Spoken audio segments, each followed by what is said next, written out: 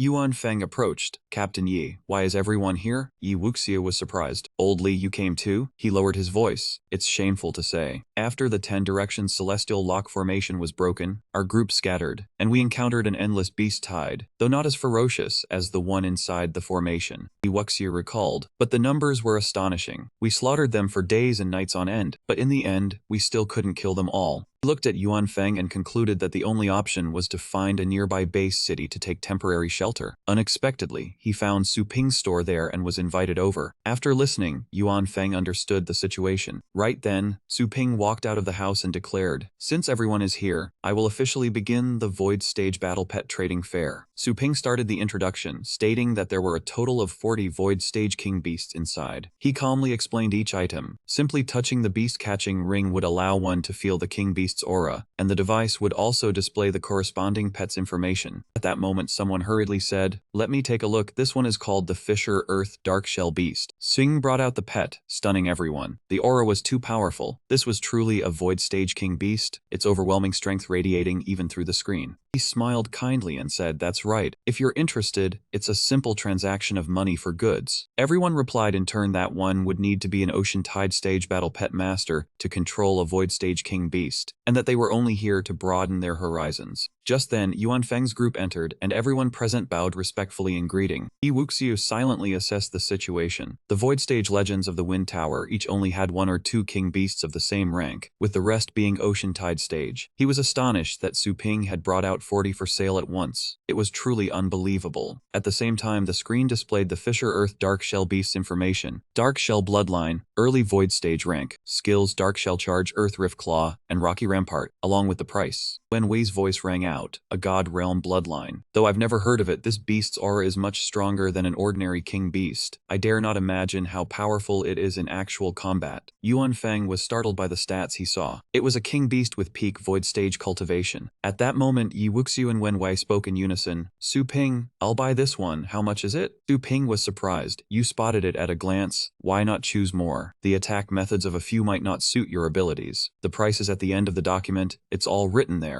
The two were shocked upon hearing the number. The screen displayed a uniform price of 300 million. They exclaimed, 300 million? Yi Wuxiu said, Su Ping, a late void stage king beast, only sells for 300 million? Did you miss a few zeros? Su Ping calmly assured him he hadn't written it wrong. He asked, you've been in the formation for hundreds of years, just returned to Blue Planet. Have you spent that many spirit coins? Wen Wei laughed. We killed ferocious beasts in the formation, and the Wind Tower always paid us. Accumulated over hundreds of years, it's not a small amount. The tower will automatically pay when needed. Yi Wuxiu solemnly continued, to capture an Ocean Tide Stage King Beast from a beast horde, you need at least 3 Ocean Tide Stage legendary experts and their same rank battle pets, plus legendary secret treasures and top-tier expendable equipment. The cost is no less than 300 million, and this one is Void Stage with a rare bloodline. It's practically being given away. He cautiously reminded him, Su Ping, you intentionally set the price low so we could use these king beasts to deal with the next beast tide, right? He showed his determination, that's right. The beast tide brought by the 10 direction sky ceiling formation is about to arrive. Everyone gaining an extra portion of combat power is a good thing. Suddenly Yi Wuxiu loudly declared, Su Ping, please rest assured we will definitely defend humanity's last territory to the death, and we will never let your good intentions down. He said to his subordinates, let's quickly choose our pets. At that moment Yuan Feng replied, this is why we came today. His subordinates smiled awkwardly as they selected their pets. This Thunder Eye beast is mine. I've called dibs on this Ice Soul Fox. Don't fight me for it. Su Ping looked into the box and sighed. Only 8 king beasts left. He stepped forward and hesitantly explained, Su Ping, although we can control Void Stage King beasts, each of us can only sign contracts with at most 4 or 5. Any more and we risk losing control, causing great losses. Su Ping replied, I know. Suddenly, a voice from behind caught his attention. Su Ping, A group of people approached and Ruyan began, let us buy a few as well. Du Huang continued, that's right. Although we can't control them yet, we will level up to legend later, so consider it preparation in advance. He was pleased and took out a gem, saying, that's true. Since everyone's fighting spirit is so high, I won't hide this anymore. She looked at it with great curiosity. What treasure is this? He answered and explained, these are 2 divine fruits, which can help the 2 titled experts directly level up to legend. Everyone excitedly said, legend. I want one! Su Ping, I want one too. Don't you know to respect your elders? Give them to us. But Su Ping's tone became dangerous. However, the price of using this kind of to level up is overdrawing your future potential. Your cultivation will be permanently stuck at the ocean tide stage. They were startled, terrified, sweat beading on their cheeks as they said in unison, ocean tide stage? Su Ping propped his chin on his hand and intoned, this is an excellent opportunity to level up to legend, isn't it? Aren't you tempted? I was planning to let the highest bidder have it. Du Huang said admiringly, recently in combat, I've vaguely been touching the barrier to breakthrough. In a few more years, I might be able to level up based on my own strength. Ru Yan emotionally continued, this junior is still too young. In the future, I want to reach the peak of the Starry Sky stage. It would be a pity to stop now. Even Tianlin and the council chairman said in unison, same for us. Su Ping was angered by that attitude. His expression gradually darkened, but he still kept a smile on his lips. Next, he couldn't help but yell out loudly, you 2 old men, forget it. The 2 swallowed their words, their bodies beginning to glow. Their bodies burst forth with new power. Tianlin realized, the power is surging out. The other's eyes were full of admiration. To directly break through the legend stage like this divine fruit is truly miraculous. No wonder it's from Su Ping. Yuan Feng burst out laughing. Su Ping really does have no shortage of treasures on him. Yi Wuxiu lamented, I remember back then, we went through countless trials of life and death, and now we've crossed such a great threshold just by eating a fruit. Rian continued, congratulations to the 2 seniors, this junior is truly envious. Du Huang added, with 2 legends backing us, now we have the confidence to stop the beast tide. Tianlin scolded, you've all dodged a bullet. The council chairman was so emotional he started crying, my heavenly fate stage. Su Ping interrupted, Tianlin cries real tears. Now you can all choose your king beasts. Conveniently, that's 4 each. This abyssal deep 3-headed serpent has a sturdy body and a domineering aura. I'll take it. The council chairman continued, this blood crystal armor beast can stir up sandstorms offensively and absorb spiritual power to heal defensively. It's mine. He sighed with satisfaction. Now it seems everything is sold out. The scene turned chaotic as dark smoke drifted. The ferocious beasts injured people, and frightened, weak voices sounded out, run! Someone shouted a reminder, the boat has stopped up ahead. These ferocious beasts can't swim. Getting on the boat is safe. The crowd scrambled onto the boat. Quick, get on the boat! But a huge wave crashed over, and someone fell into the sea. Looking at the ferocious beast in front of them, someone realized in panic, that's a sea beast.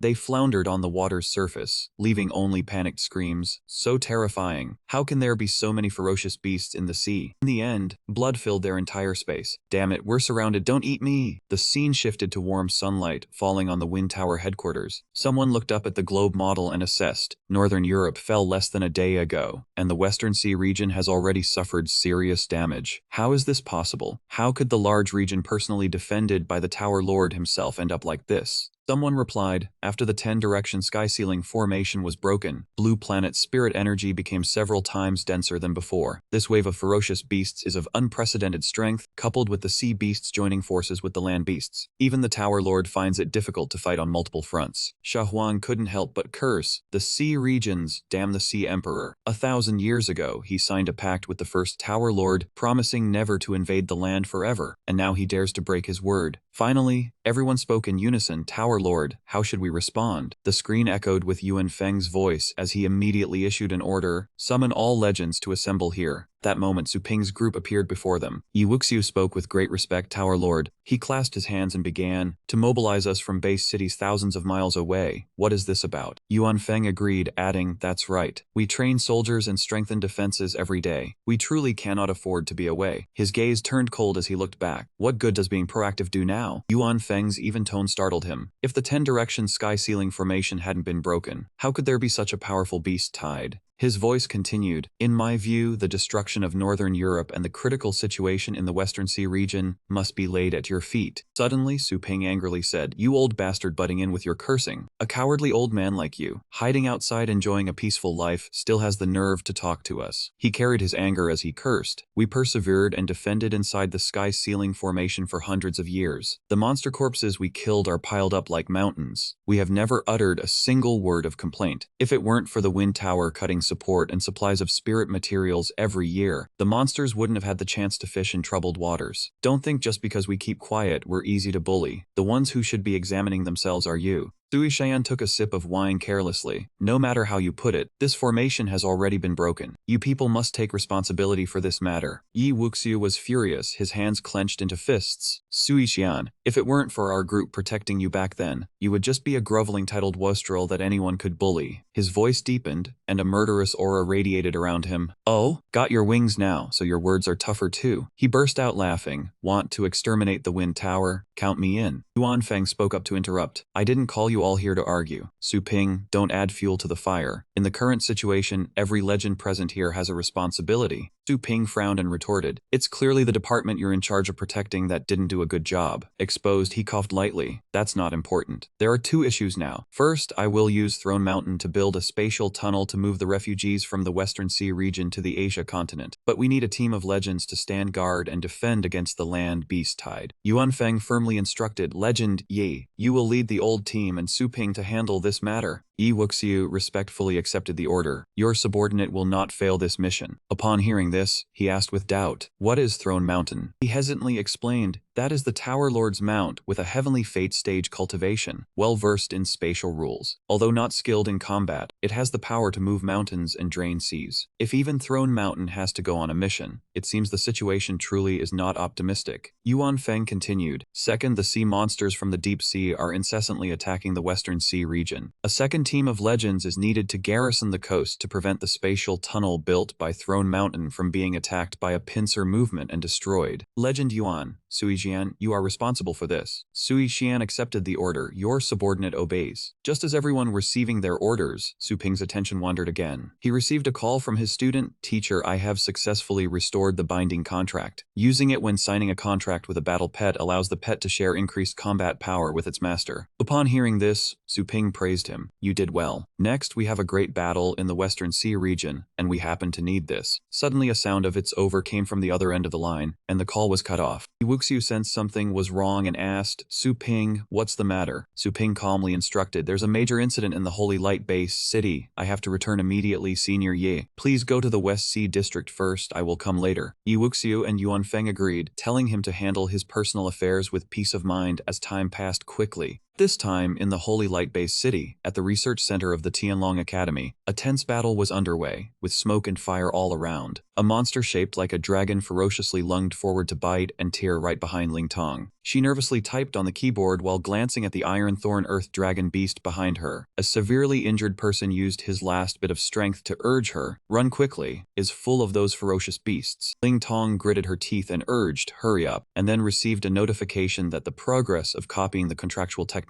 had reached 89%. After dealing with that person, 3 ferocious monsters charged towards Ling Tong. She calmly dodged, looking for an escape route, only needing to stall for time. Suddenly, she unluckily fell flat on the ground. The monster seized the opportunity to rush in and bit her slender ankle. Ling Tong struggled to get up, waiting for the monster to prepare its next attack. The moment came, she decisively shouted, "Beast Taming Sleep Technique." A wave of force surged straight into the monster's head, and its eyes gradually became dazed. Its massive body collapsed right in front of Ling Tong. The remaining 2 monsters went berserk upon seeing this, opening their mouths wide to attack. Ling Tong quickly pulled the fallen monster in front of her as a shield. Then its sharp spikes pierced through the heads of the other 2 monsters. They fell heavily, severely injured, their ferocious roars replaced by low, painful cries. Just then, the system announced that the copying of the technique was complete. Ling Tong trembled as she stood up on her feet, her leg too painful to bear any weight. She quickly thought of a way to deal with the approaching monsters. How could she get past the 2 Iron Thorn Earth Dragon beasts to get the USB behind them? Calm down, they were Tier 9 bloodline ferocious beasts but not yet mature. Their combat power probably hadn't reached Tier 5. Ling Tong confidently asserted that she could handle them. She quickly opened the drawer behind her and took out a mask and several bottles of solution. The two monsters were about to attack. Ling Tong, having just put on the mask, immediately threw those bottles of solution forward. The bottles flew through the air and collided with each other, shattering their shells and spilling the liquid inside. They formed a large explosive substance, which detonated directly towards the two monsters.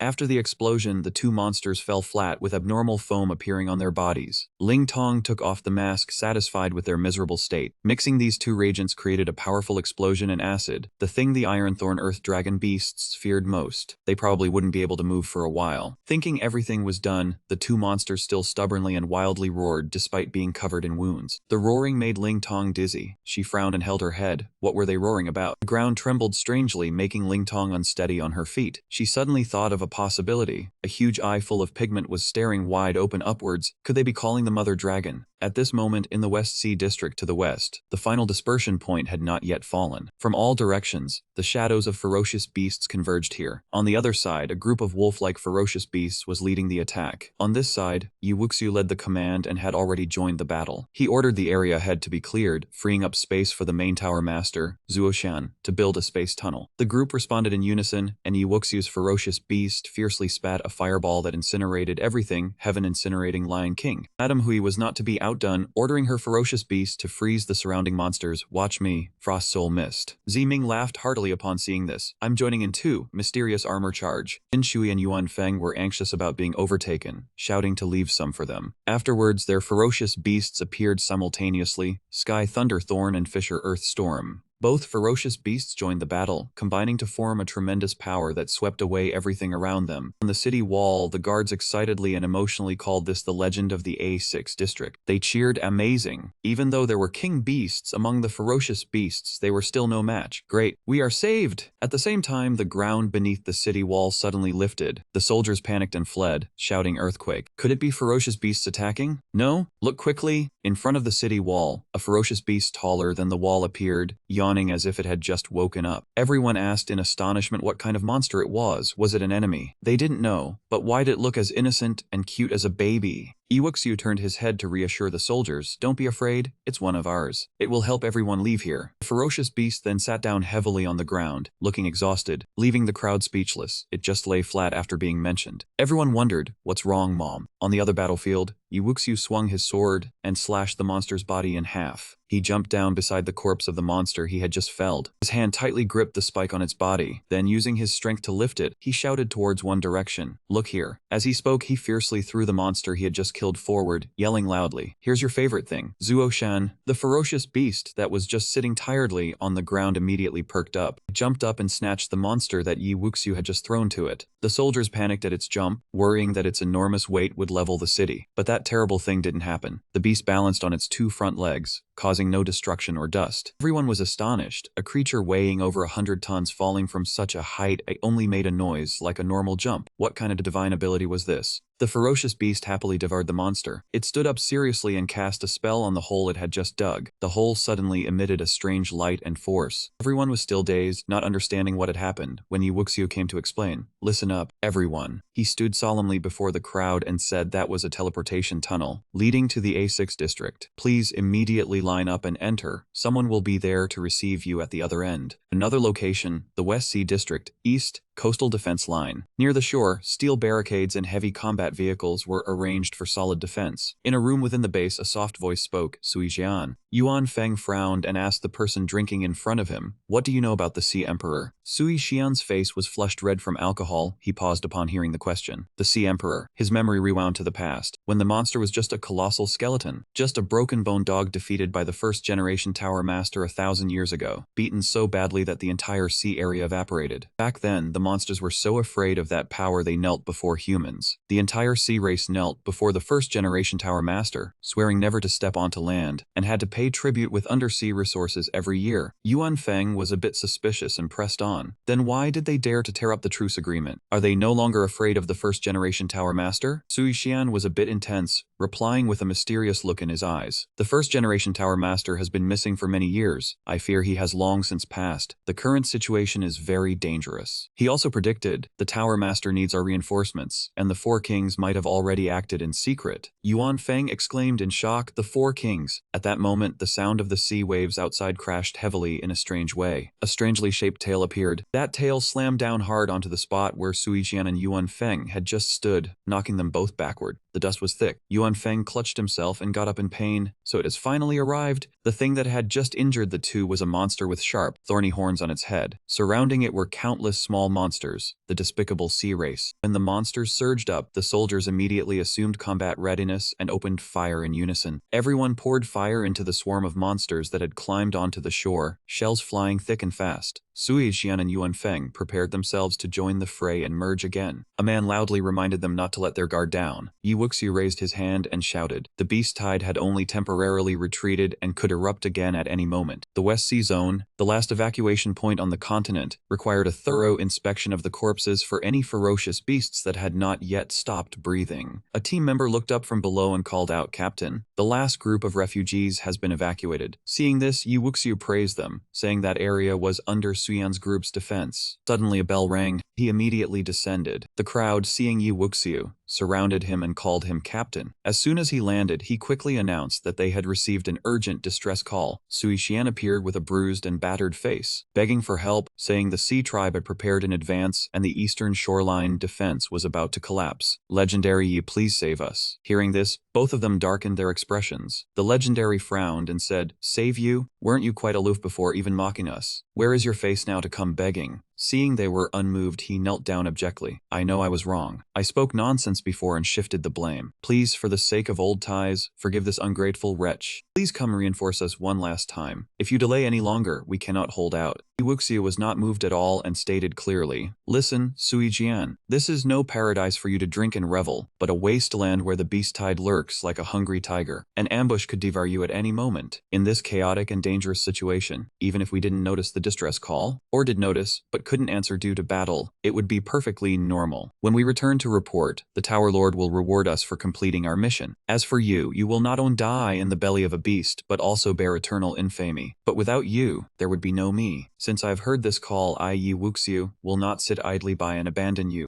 His words made everyone look at him in disbelief. Sui Xian was grateful for the reinforcement and thanked him profusely. After the call ended, everyone pressed Yi Wuxiu with questions. "Captain, why save someone like that?" "That's right, a worthless rice bucket like him is just a burden." He only gently stroked the beast's fur and replied, "We act not because we pity them, but because we must not betray the title of legendary nor the power Su Ping bestowed upon us. The lips are cold without the teeth. If that group of sea tribe beasts successfully lands in the West Sea Zone, they will threaten Su Ping's subcontinent zone. We cannot sit and wait for death." Hearing this, everyone answered enthusiastically, "Yes, sir." At that moment, Ling Tong was in such pain she was sweating profusely. This place was a subcontinent zone, the research institute of Tianlong Academy. Her leg had been bitten by a monster, but Ling Tong still struggled to move towards the USB drive as the system had notified her. The binding contract technique had been copied. Quickly retrieve the device. Just as she was about to step forward to get it, a monster suddenly appeared, stared at her with wide eyes, and roared. Ling Tong lost her balance and fell to the ground. The monster immediately lunged at her, baring its sharp fangs, ready to attack. Seeing this, she could only call out, "Master." Instantly, a surge of power appeared and defeated the monster right before her eyes.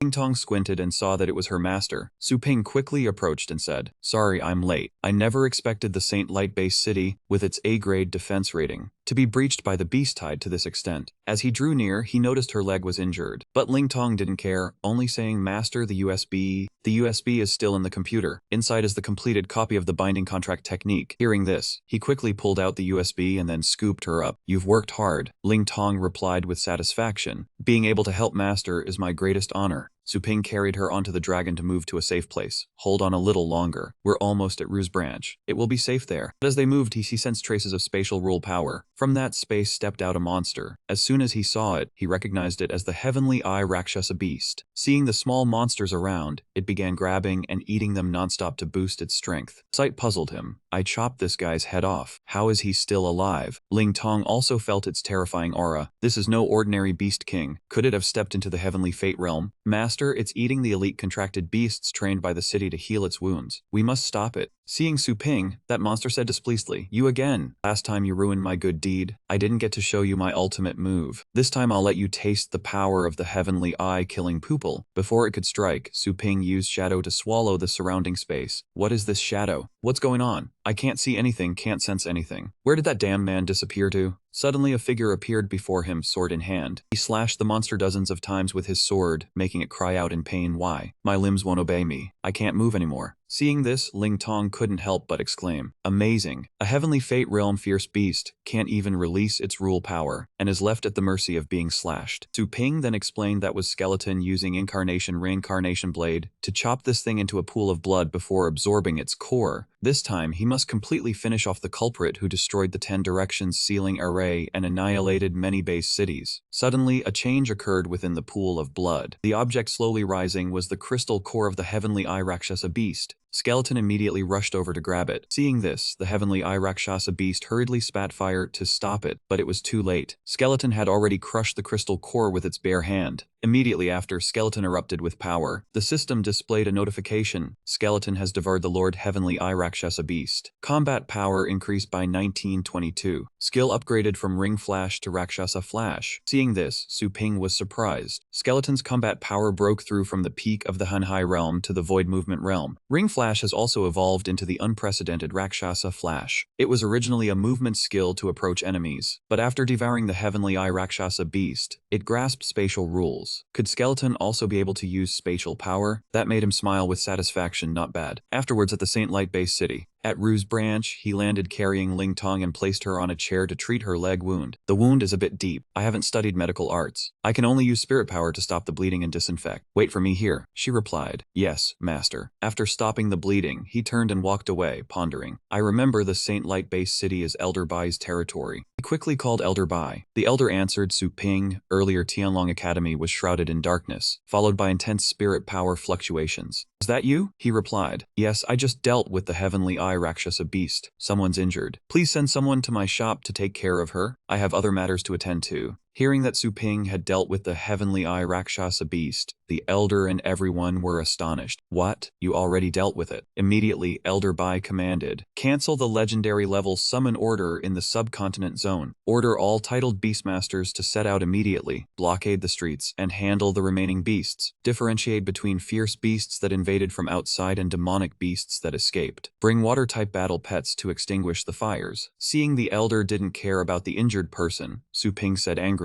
Hey, are you listening to me? I have an injured person here. I know, I've already sent someone from the nearby treatment station. I have to quickly operationalize the beast-tide area to paralyze it. I'm hanging up. Seeing the elder guarantee someone would come, Su Ping returned to Ling Tong. A medical staff will be here soon. The adjacent West Sea Zone still needs me. I have to quickly master the binding contract to boost my combat power. Seeing he had things to do, she said, Yes, master, I'm fine. Please go quickly. Since she said that, he quickly pulled out the USB and plugged it into his device. The binding contract technique data is reading, progress 95%. Then dozens of lines of data appeared in his mind. This was the binding contract, allowing a battle pet master to share combat power from all contracted beasts that had signed this contract. After the little turtle received the Dragon King inheritance, its rank and combat power soared. To prevent it from dying from being overstuffed with too much power, Lord True Dragon King added 3 seals. Opening the first seal, the little turtle rose to the Void Movement realm. Opening the second seal, it stepped into the Heavenly Fate realm. If the third seal were opened, it could touch the legendary Starry Sky realm. Therefore, he decided to open all the seals today. System, open the cultivation ground list. The screen displayed various areas. He decided on a location, this one, Outer Domain Star Remnant Zone 1002. Preparing to enter the Master Grade Cultivation Ground Outer Domain Star Remnant Zone 10002. Deducting 1 energy point for the entrance fee. Su Ping was teleported to the designated place. Looking around, he felt nostalgic, remembering his first visit when danger was everywhere. One careless move, and he would have died a miserable death without a complete corpse. But this time, things were different from before. He would not die such a miserable death again. Being a dragon, he placed his hand on it and signed the contract. Instantly, a beam of light shone down from the sky, signaling the successful contract, and dragon power surrounded Su Ping. Once the contract was signed, the second and third seals were also lifted. This contract was completely different from the pet contract. When awakening the bloodline of a battle pet master, his eyes flashed with gold, and he said, "Now is the time." The dragon flew into the sky, radiating power. Dragon's power manifested as ancient runes. Those runes transformed into power, rushing straight towards Su Ping. After absorbing the power, he was overjoyed because the spirit energy was so dense. But the system reported, "The host has died because they could not withstand the backlash." The host revives on the spot, consuming 1 energy point, and chose to revive, breathing heavily because he was choked by the dense spiritual force. For the first time, he had been drowned by spirit energy. Continue. Then followed a long string of Su Ping dying and reviving dozens of times, with the system constantly announcing. He repeated this countless times. Lying on the floor in frustration, he complained, "Every time I revive, I die again. Good thing I chose the cheap cultivation ground. Reviving doesn't hurt the wallet." Sitting up with determination, he thought, "The power is right before my eyes, yet so hard to obtain." He revived again, absorbed the spirit energy, then failed. The next time he used a different method, the Golden Crow Divine Demon Body. "I'm not dead yet, it's working." But just as he thought he had succeeded, the system coldly announced, sending him back to the starting point. He lay there pondering, "Damn it, the Golden Crow Divine Demon Body had once defeated so many enemies stronger than me." He never expected it would be no match for the Heavenly Dragon Hound that had unlocked all its seals. System, continue. The system rang out. "The host has chosen to revive on the spot." Su Ping told her Q. "During this time, I cannot withstand such great power. You should withdraw it." Hearing this, it reluctantly withdrew its power. Su Ping felt relieved. Great, the flow of spirit energy has diminished considerably. He believed that this time he would surely succeed. After waiting for a long time without any movement, he looked up and saw Ergo suppressing it so much that he couldn't release a single drop of energy. He angrily shouted at it to relax. Hearing this, Ergo immediately relaxed, and the energy surged violently as if it wanted to crush Su Ping. Even so, he gritted his teeth and called the system to continue. Then he guided Ergo step by step, telling it to retract when he said retract and to release when he said release. The two sides coordinated smoothly. He gave the order to release, and it followed instantly. When Su Ping shouted to retract, although it was difficult, it still tried to pull back. He used the demon-repelling divine fist, causing the mental energy to shrink, and the noise in his head disappeared. At this moment, he finally breathed a sigh of relief, having succeeded at last. Although this time he only absorbed a small portion, he could clearly feel every trace of energy in his body being strengthened. This was the feeling of cultivation advancing. Ergo, continue. Scene change at the Myriad Dry Python District, one of the 2 outer star systems. After 5 days in the refinement ground, Su Ping was straining to endure waves of brutal attacks. Although he could resurrect infinitely, the mental pain each time still made him grit his teeth. His body was covered in blood, his breath ragged. He told himself he had reached his limit, and the absorption should be about enough. At that moment, a wave of overwhelming draconic might erupted from Dragon King's body, startling Su Ping. The third seal had begun to unlock. Looking at the dragon roaring fiercely, he calculated with fatigue but full of expectation. It seemed he could only go this far for now, but Ergo was increasingly taking on the appearance of a dragon. He would fully unlock the seal next time. Immediately after, his body shattered under the pressure, and the system announced his death and began resurrection. The space twisted, and the familiar room appeared. As soon as he steadied himself, Su Ping immediately called the system to open Ergo's attribute panel. A virtual screen appeared with shimmering text. Pet. Grand Evolution Dragon Hound. Combat Power 25. Realm. Midheaven Fate. Su Ping clicked his tongue in regret. Midheaven Fate. A pity he couldn't unlock the third seal. If only Ergo could enter the Starry Sky realm, he would be invincible. But when he felt the massive energy in his danshin, his eyes widened in excitement, realizing that more importantly, he had reached lower heaven fate thanks to the contract's outrageous energy sharing. He clenched his fists, tried to circulate his power, and pondered. Now both he and the Grand Evolution Dragon Hound were at the Heaven Fate realm. According to Joanna, he should need to master some kind of rule power. Just as he was about to enter meditation to comprehend, the communicator suddenly blared a red alert, a message from Senior Year reporting that the West Sea area was in trouble. He secretly worried that he had already been delayed too long. Su Ping's expression changed, and he rushed out the window, turning into a streak of light that tore through the sky. He told himself that he would have to slowly learn about rule power during the battle. At this moment in the West Sea area, the East Seacoast defense line was filled with the smell of blood and smoke. The sea surface was churning with violent waves, and from the huge blue energy vortex in the sky, legion after legion of Sea Tribe soldiers poured down. Battlefield erupted fiercely, with fireballs continuously raining down on the ground. Amid the swarm of sea monsters, a giant lion pet was roaring and tearing enemies apart. Beside it, Yi Wuxiu's slashes were also striking straight into the monster horde. He shouted encouragement to the soldiers, insisting insisting that they must prevent the Sea Tribe from reaching the mainland. If the West Sea fell, the Asian continent would be besieged from behind. Below, a soldier covered in wounds frantically reported that Captain Yuan Feng was struggling to fight back in the chaotic battle. Yuan Feng's face was full of wounds. He was exhausted and despairing. Everyone's energy was almost depleted, and they could no longer merge forms, even with the battle pets Su Ping had given them. From above, Du Huang swooped down, his giant hammer erupting with lightning, and he gritted his teeth in anger as he struck. Du Huang stood on a monster's tentacle, gripping his powerful hammer handle tightly. Looking at the distant Black Sea, he uttered helplessly that this group was denser than the beasts going inland, and they couldn't be killed all. Tian Wen fell awkwardly, supporting himself with his hand as he looked at the fading green spiritual power shield. His pet, a purple-scaled golden-horned dragon, was also exhausted and lowered its head. Seeing the defense line about to break, he gritted his teeth in frustration. He stared at the strange phenomenon in the sky, silently calculating that if he could destroy that vortex, he might be able to stop their reinforcements. But when he saw the massive figure guarding it, his face paled as he realized it was the West Sea General of the Sea Tribe. The Sea General stood atop a wave, looking down disdainfully at the tiny human group. It roared contemptuously, saying their fate was sealed and to crush them completely. Instantly, countless ferocious sea monsters surged up from the deep sea, cutting off the defense line's retreat. The soldiers were all terrified. They were surrounded. Above, the beastmasters struggled to gather together, dodging the red claw arms and blue talons of the Sea Tribe sweeping past. A huge mouth full of sharp fangs suddenly opened wide, letting out a piercing roar, ready to swallow everything. Yi Wuxiu broke out in a cold sweat and gritted his teeth as he raised his long sword with his remaining strength. Seeing death approaching, his heart was filled with despair as he wondered if it ended here. At the most hopeless moment, a terrifying pressure descended from the sky accompanied by a loud shout. Su Ping's familiar voice made Yi Wuxiu cry out in joy. Old man Du Huang shouted for everyone to retreat quickly. The soldiers cheered in unison with excitement. Blazing energy fists fell from the sky, tearing through the air. Immediately after, golden destructive rays struck the ground, creating thunderous explosions that crushed the massive sea monsters. A giant sea monster roared in pain. The sea general watched the scene, his fierce face full of contempt. Right after, from the blue energy vortex, more sea monster legions poured out, madly surrounding the soldiers. The old man looked into the distance in panic, his face showing terror at the suffocating pressure of the enemy. He stretched out a trembling hand forward, anxiously muttering that it was bad. The Sea Tribe's offensive showed no signs of weakening. At that moment, a 10,000-ton class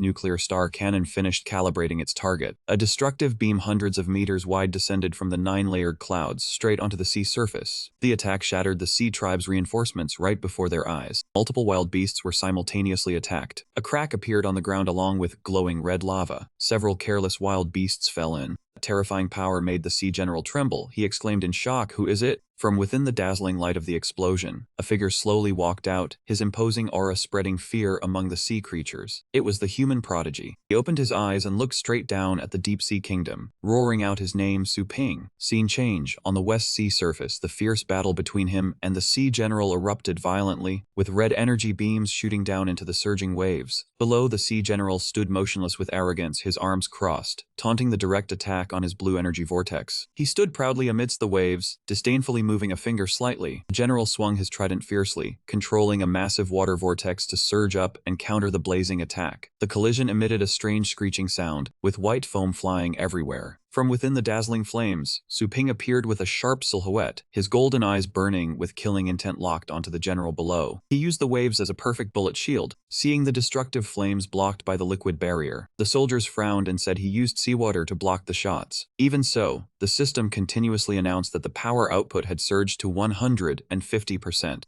The giant water wall collapsed, and beneath it, blazing fireballs bombarded the cliffs, exploding thunderously. From above, Su Ping appeared, surrounded by a mysterious dark shadow. He hovered over the dense swarm of sea monsters rushing ashore to engulf the defense line. Yi Wuxiu stood on the shore, watching the wave of monsters charge, shouting to prepare for battle. In midair, Su Ping stared straight at the Sea Tribe leader, raising a fist glowing with radiance, challenging him to try this next move of his. Saying this, he launched the demon-repelling Divine Fist, a giant energy fist descending. That general stood on the wave crest only sneering, calling him a foolish shrimp. He raised his strange trident high, commanding the seawater to condense into a giant, undulating barrier that blocked the energy fist. Su Ping's thunderous strike was dispersed by an invisible force as soon as it touched the water. The soldiers were stunned. The fist's power had been completely drained. Even Su Ping's attack couldn't break through. They concluded that fighting head-on was useless. They had to destroy that strange trident first. The statement touched a taboo, and the sea general flew into a rage. He glared and roared furiously, "Shrimp, how dare you!" He screamed violently, Claiming to be the will of the sea god bestowed by the sea emperor, he swung his divine weapon fiercely, causing the sea waves to rise 1,000 feet. Wuxiu's face changed in panic as he cried out it was bad. He had exhausted all his energy and could no longer use his energy shield for defense. Suddenly, a source of energy exploded in a moment of extreme peril. Su Ping expanded the summoning space. A dragon roar that shook the heavens and the earth resounded. Someone recognized the creature whose entire body was covered in blazing golden red flames and shouted, "Purple flame." Seeing this, the sea tribe general struck the dragon scales with his trident, producing a clanging sound, and thought in surprise, how could it be so hard? Amidst the chaotic battlefield, Du Huang carried a large axe and charged into the fray, coordinating with Chu Tingfeng to swing his saber valiantly, their fatal slashes sending monster flesh and blood flying. Above, Su Ping stood heroically on the head of a giant dragon pet with brilliant golden scales, its eyes blazing with anger as it opened its mouth to roar fiercely, tearing through the battlefield. Seeing that scene, Yuan Feng shouted in delight. It was Su Ping's pet. From the sky, Su Ping shot down like an arrow, yelling, "Your opponent is me." Sea Tribe General with eyes glowing a sinister bright blue. He quickly condensed a massive flow of water spirit energy to envelop his deformed hands, roared arrogantly, walking right into the net. It immediately controlled the water current to tightly bind Su Ping's body. But then he landed unscathed. He was not afraid, instead he smirked and said, "You hope to trap me with water, do you think I have never swum before?" The Sea Tribe General looked at him with contempt and growled a challenge. "Try it." He reached out and touched the water surface. But the very next second his face changed because he could not break through the water. What was going on? Su Ping asked in panic. The water was not disturbed at all. It was as solid as a city wall. The Sea Tribe General looked at his struggling appearance and was extremely smug. It laughed mockingly and explained, "Water is inherently fluid, so a person can enter it freely." He continued to explain proudly, "But under my command, the water has condensed into a single mass. Now if you want to get in, you must have the strength to push the entire ocean." It pressed its hand down hard, forcing the dense water mass together and roared cruelly, "Little shrimp, feel the weight of the water." Pressure from the water his skin from all sides, causing Su Ping to choke. He writhed in pain, lamenting inwardly, "It is too heavy." His hand pressed against the water wall, glowing with specks of blue spirit energy to resist. While choking, Su Ping said helplessly he was about to be crushed flat. Tang Jianwu swung his glowing longsword, striking straight at the giant deformed crab claw of the sea beast. Seeing Su Ping surrounded, his face showed clear worry as he shouted towards him. The Sea Tribe General watched Su Ping struggling and calmly sneered. An ordinary person would have long been crushed by this 100-million-ton water pressure. However, I, Hai Yang, have patience. Even if I cannot crush you to death, I can make you suffocate. On the border between life and death, Joanna's words suddenly echoed in Su Ping's mind. He heard her ask, "Do you see any difference between being you and yourself?" He replied doubtfully, "The difference is that it is a wild beast and I am a human. Is there anything else?" She looked at him with sharp golden eyes, her face calm and emotionless, and slowly spoke. "Then I will put it another way. Where do you think the gap lies between the cultivation of the Divine Fate realm and the 8th rank cultivation?" Su Ping turned back, his expression contemplative as he looked at the wall in front of him. Returning to reality, the Sea Tribe General was still roaring confidently, "It is useless. No matter what kind of energy it is, no matter how it attacks, it will be slowed down by the water and neutralized by the water. Even if you could evaporate the water, this sea area will endlessly replenish it. You only have one path left, death." Just as its words ended, a strange wave suddenly erupted from Su Ping's body, causing the condensed water mass to instantly shatter. The Sea Tribe General widened his eyes in horror and wondered, what happened? Why? The water dispersed again. Su Ping raised his head and waved his hand, unleashing an energy that shattered the space around the water wall, emitting a strange sizzling sound. Witnessing that shocking scene, Yi Wuxiu stared in horror and wondered, could this be the power of rules? Was that not an ability that could only be comprehended by the Divine Fate realm? The Sea Tribe General roared in anger, "Divine Fate realm? Impossible." Su Ping did not bother talking to it. He raised his head and waved his hand, tearing through the void, and shouted, "Do not say another word." Su Ping hovered high above, using his finger to tear through the sky, creating a sinister purple spatial crack that emitted a piercing sizzle. Space immediately collapsed into a massive black hole, tearing through the void, generating a terrifying suction force accompanied by a violent rumbling sound. The entire dense sea water stream along with the earth and rocks were swept into the crack, dragging a series of sea tribe monsters floating and spinning helplessly in the destructive vortex that was devouring everything into the void. A black crack with terrifying suction force. He clung fearfully to a rock and shouted a warning. "The suction is too strong. Space has been broken. Hold on tight. If you get sucked in, you will die without a trace." Yuan Feng looked at Su Ping's back in horror and thought to himself, what kind of rule is that? It can even destroy space. Looking at the crack that was powerfully sucking everything in, the Sea Tribe General asked in confusion, "How is that possible?" It gritted its teeth and roared hatefully. Su Ping withdrew his power. He hovered in the air, looked at the purple energy sources in his hand, and regretted inwardly. Based on my current level, I can only make space split apart for a few seconds. Behind him, he looked in shock at this earth-shattering feat and said thoughtfully, "The Sea Tribe Beast King pushed many of our legends to their limits, yet he dealt with it so easily. When did this boy Su Ping actually break through to the Divine Fate realm? I cannot see through his origins at all." The sky suddenly turned a blazing red. From the center of the vortex, an incredibly sinister giant beast claw tore through the air and reached down, surrounded by strange, piercing lightning bolts. Below, the group including Tang Jian, Du Huang, and Yuan Feng widened their eyes in astonishment. This aura, so strong, it must be a higher-level wild beast. From within the mist, a huge, evil two-headed creature slowly materialized. It looked at Su Ping with murderous eyes and calculated inwardly. I did not expect a human to appear at the Divine Fate realm. If I do not destroy this one, it may become a future disaster. Su Ping stood upright, his sharp golden eyes blazing with determination as he stared straight at the thing that had just appeared. He asked in a cold voice, "Who are you?" The two-headed wild beast let out a resounding and arrogant cold snort. It looked at him with half an eye and angrily replied, "Just a dying shrimp. Are you worthy of asking my name?" Seeing the terrifying form of the one who had just appeared, Yi Wuxiu behind him trembled, his face pale, and he cried out in horror. A two-headed wild beast with such might. Could it be good and evil, one of the legendary four kings? At this moment, on the Eastern Sea seacoast defense line in the Western Sea region, Su Ping and his group faced a giant two-headed dragon, one black and one white, representing good and evil. He did not hesitate for a moment and charged forward. "Make a move. Do not give it a chance." Yi Wuxiu charged forward with his sword. He also said to the few people behind, "Let us go." They answered in unison, yes. Their beasts also took the field seriously at this moment, focusing their power to begin unleashing their techniques. The white dragon head saw the scene before it and could not help but sneer, ridiculous. The moment its words ended, the eye of the black dragon head lit up with a blazing red glow. Power from that eye pulled Su Ping's shadow backward, causing his entire body to plummet downward. What is happening? Suddenly losing all strength. Not only Su Ping, but Yi Wuxiu and the others were also pinned in place by this inexplicable power on their shadows, unable to move. Damn it, my body cannot move. Could this be the rule power of good and evil? Su Ping looked up towards where good and evil was, feeling it was too unreasonable. Why is it such a troublesome controllability? If you have any real skill, let me move and fight me fair and square. The white dragon head heard this and laughed joyfully, a golden light appearing in its eyes, seemingly about to unleash its power again. Fine, satisfy you. The moment the white dragon head's words ended, everyone and their beasts were overwhelmed by an invisible force pressing down on their entire bodies, causing them to tremble. Not good. At this moment, the controlled lion opened its mouth to condense its power. Seeing this, Yi Wuxiu quickly reminded Su Ping dodge. The very next second, a loud boom rang out. Yuan Feng spoke worriedly. "Su Ping, our bodies are no longer controlled. Are you alright?" Hearing that, he smirked and replied, "If it were in the past, being unable to move and taking a full-powered blow from so many legends like that, I might have died instantly." Su Ping condensed his divine energy, but fortunately my cultivation has reached the Divine Fate realm. Ordinary legends cannot break through my defense. As he spoke, a giant golden divine demon appeared behind him. This is the third layer of the Golden Crow divine demon body. Seeing this, the black dragon head smirked and asked, "Is that so?" At this moment, Su Ping suddenly noticed that the skeleton's movements were unusual. Due to being controlled, it jumped swiftly from the forehead of the heavenly dragon hound and used its blade to stab fiercely into the shoulder of the Golden Crow divine demon body, causing the main body to crack open. At that moment, the hellhound suddenly opened its mouth wide to condense a massive source of power. The next second, it launched that source of power onto the body of the Golden Crow divine demon body, causing cracks to appear all over its form. Su Ping was also heavily affected by this move. He gritted his teeth. This one is too despicable. The black dragon head saw that Su Ping's technique was damaged and continued to speak. "Do not rush. The strongest dragon beast among you has not made a move yet." He blurted out in astonishment, "The premier heavenly dragon hound?" The moment the words ended, the heavenly dragon hound growled and flew over. Thus, Su Ping alone was surrounded by the skeleton, the hellhound, and the heavenly dragon hound, all charging straight towards him. Seeing this, Yi Wuxiu and Yuan Feng were extremely worried. Not good. Su Ping's pets are also. Su Ping. Just as the skeleton and the hellhound charged forward, they ended up hitting the heavenly dragon hound. It alone knocked back the other two pets to protect Su Ping. Seeing the situation before him, he could not help but ponder. Only Q could resist the control of good and evil. Could it be that the rules it comprehended were taking effect? The white dragon head saw that the situation was not as expected and was surprised. Why? The black dragon head quickly reminded, "Deal with it first, then talk." So they together condensed their divine energy to unleash a technique. This good and evil merged the two sources of divine energy together and created a giant black hole. The black hole was surrounded by a powerful golden divine energy source. He directed the black hole straight towards Su Ping, who was standing. In that critical moment, he suddenly suddenly found himself no longer bound. It seems I can move now. Su Ping condensed the black energy in his hand and said,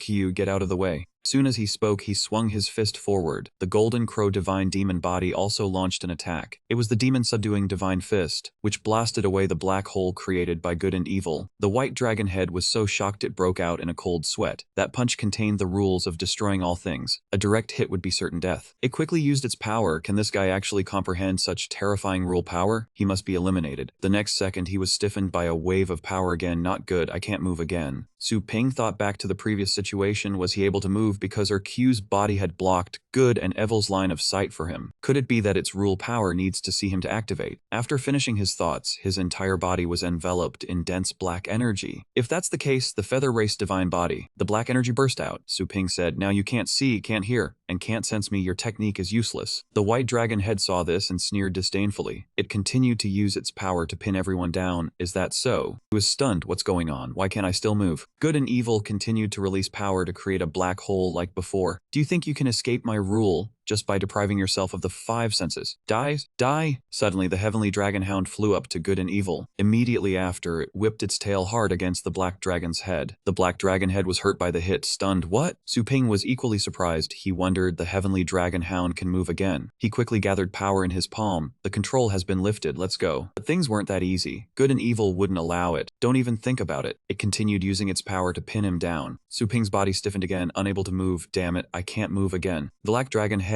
condensed black energy in its hand, an ignorant reptile. Immediately after, it swung its hand hard to launch an attack at the heavenly dragon hound. I want to tear you apart. Seeing this, it quickly condensed its power. The energy around it was a myriad of colors. The heavenly dragon hound cast the heavenly dragon's roar, the heavenly dragon shield, the wind god arm guard, the thorn guard, the stubborn outer armor, the storm thunder armor, and the dragon blood war armor. Just as stream of power touched the heavenly dragon hound's head, the energy around it shattered. The next second, the black dragon head's fist landed on the side of the heavenly dragon hound's face, sending it flying back. It roared in pain. Yuan Feng saw this and worried. Su Ping's dragon hound has so many layers of defense, yet it can't even block one slap from good and evil. Is this the strength of a heavenly fate realm expert? Su Ping looked at the heavenly dragon hound and then spoke, or QQ fuse. Not long after, he and the heavenly dragon hound had merged into one. Su Ping's entire body was enveloped in a powerful golden aura. His appearance also changed. He grew a pair of horns and a tail. His legs turned into dragon legs. His presence was truly imposing. Good and evil saw this and casually created a black hole even larger than before. So what if they merged? It quickly threw the black hole down to where Su Ping was standing. A shrimp is still a shrimp. Immediately after, a sky-shaking collision sounded. Su Ping's body was completely unharmed. He looked at his arm thoughtfully, wondering if it's because his body was too strong after the fusion, or if good and evil wasn't using its full power. He wondered why this attack was much weaker than expected. Could this also be a part of its rule ability? His arm trembled, and besides that, he also felt his body was very heavy, clearly not keeping up with his will. Suddenly, Su Ping noticed his shadow. His body felt as if it was chained to it. The situation was too dark. He couldn't see anything. He calmly retracted his move, feather body retract. He looked at his shadow and then leaned to the side. Between him and the shadow were numerous connected threads. So that's it. You used the white light to cast a shadow, and then bound the real body through it, controlling its movements. This is your rule power. Good and evil saw that Su Ping had discovered the truth, but wasn't panicked. It began to gather power again. Don't be too happy. So what if you see through it? Looking down from above, Su Ping and the others were surrounded by a giant white circle. Good and evil casually launched a large attack down at them. This move was too big to dodge. Can you avoid this move of mine? Wuxiu saw this and worried. This is bad. Su Ping, good and evil, is planning to merge the two main sources of energy. With a formation this big, everything within 1,000 miles will be destroyed. Even high defenses will be useless. The black dragon head heard him and directly admitted, "You are indeed sharp-eyed. Although this move consumes a lot of my energy, as long as I can destroy this guy, it will be worth it." Su Ping said nothing. He looked down at his feet, and then raised his hand to condense a stream of black energy. Immediately after, he lowered his body and struck the ground next to where he was standing. From his hand, a source of power slowly spread out. The white dragon head saw this and scolded, "Are you stupid? You want to destroy the shadow?" Su Ping just replied with a faint smile, "That's right, the shadow." It heard this and sweat poured down, seemingly not expecting him to come up with this idea. Su Ping said as he condensed the black energy in his palm, "Shadow and light have a symbiotic relationship." Immediately after, a large shield was created by him. Su Ping used it to block in front of him if there is no light shining down. Right behind him, the shadow had already disappeared. Su Ping said bluntly, then where would the shadow come from? His gaze locked onto good and evil and he said, now. The next second, he leaped to where it was standing, his other arm ready to launch an attack. It's my turn to counterattack. Soon as he spoke, he swung his fist straight into good and evil, sending it flying far away. Immediately after, everyone was no longer bound to their shadows. Yuan Feng joyfully said, we can move. The black dragon head heard this, and tried to use its technique to pin them down again. Don't even think about moving. Unfortunately, before it could succeed, Su Ping had already rushed in front of it. In an instant, a giant fist from the Golden Crow divine demon body came crashing down. Good and evil was hit, severely wounded and lying on the ground, red blood flowing profusely. Yi Wuxiu saw this and quickly rushed forward with his sword. He said to the people behind, let's go too. They answered in unison, yes. The white dragon head was unwilling to give up. It let out a roar. Its aura spread far, making the sea waves crash against the shore unceasingly. Two holes opened up right on the sea surface, one multicolored and one blue-black, causing the waves to surge. Su Ping saw this and frowned, not good. Both of these auras are at the heavenly fate realm. Immediately after, a figure with 7 arms walked out of the multicolored hole. Wuxiu saw him and was stunned. 7 arms is the 7 sins, one of the 4 kings. Not stopping there, another figure wearing a mask also walked out of the blue-black hole beside him.